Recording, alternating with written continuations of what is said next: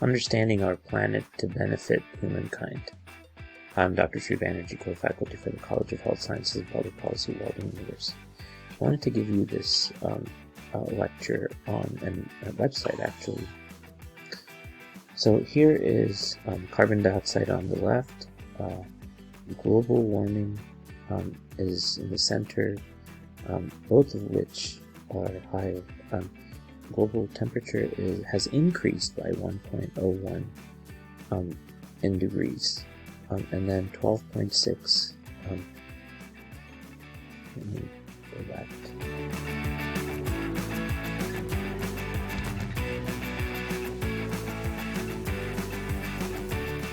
So global temperature has increased 1.01 degrees since 1880. Arctic sea ice minimal extent, less than, it's 12.6% per decade, shrinking.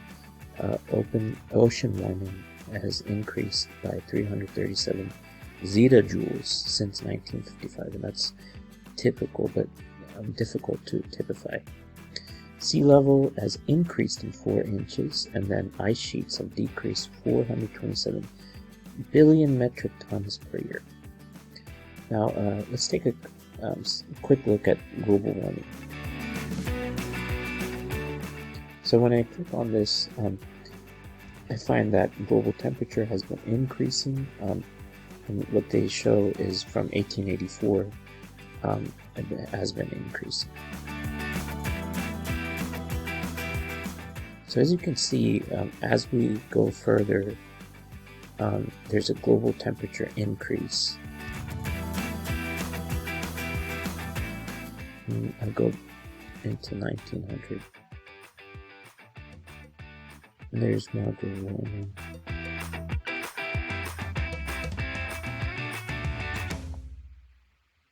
And as you can see, more global warming has taken place closer to 2005, 2006, and then we come back to 2018, and really has increased at the North Pole.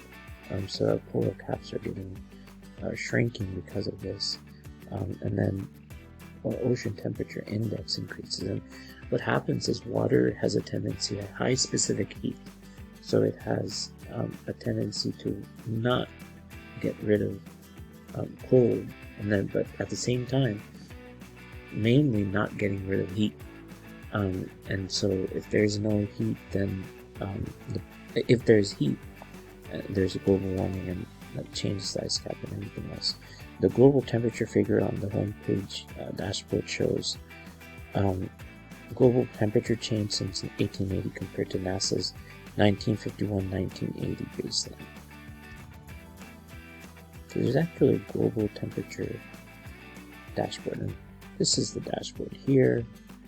Let's make sure we're not leaving out something. There's something that's important.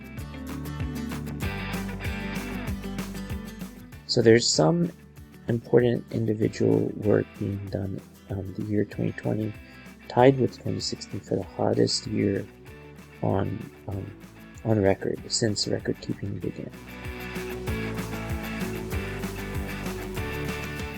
So then you might want to look at another one like carbon dioxide and see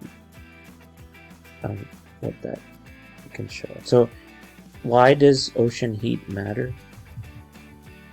So why does ocean heat matter is because ocean heat, and I explained to you some of the chemistry behind it, but ocean heat content changes since 1955, since 1960 going up in zetajoules, and every year the zetajoule becomes higher and higher. So it's really been taking off. If you take the derivative and kind of see the moment of change, it's actually becoming steeper and steeper. So the direction is not the proper direction we're headed in. So 90% of global warming is occurring in the ocean. So you'll see changes in ocean life, like causes damaging that takes place, and in some cases, lack of habitation. So this causes the water's internal heat to increase since modern record keeping began in 1955. And again, we see the symptoms in the ocean more quickly than in the land. So the shaded blue region indicates the 95% margin of uncertainty. The other portion that's interesting is that why does ocean heat matter? And I was going to talk about it earlier. This is actually the coral bleaching that took place in Florida. And as you know, if it's taking place in Florida, it's only a matter of time where it covers land as well. So more than 70% of Earth's surface is actually an ocean, and it has very high heat capacity.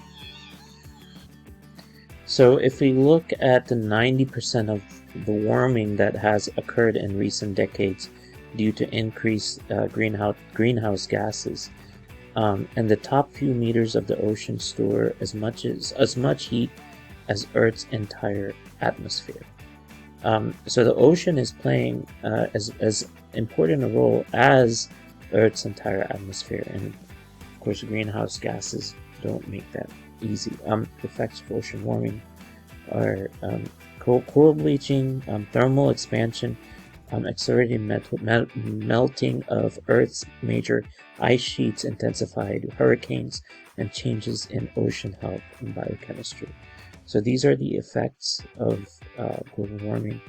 And going into the full vital sign of this, and these are the vital signs.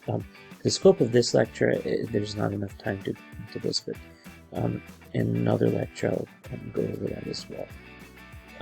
So the vital signs are interesting that NASA has provided, and I also want you to understand the effects of climate change, global warming, and other areas. Thank you for listening.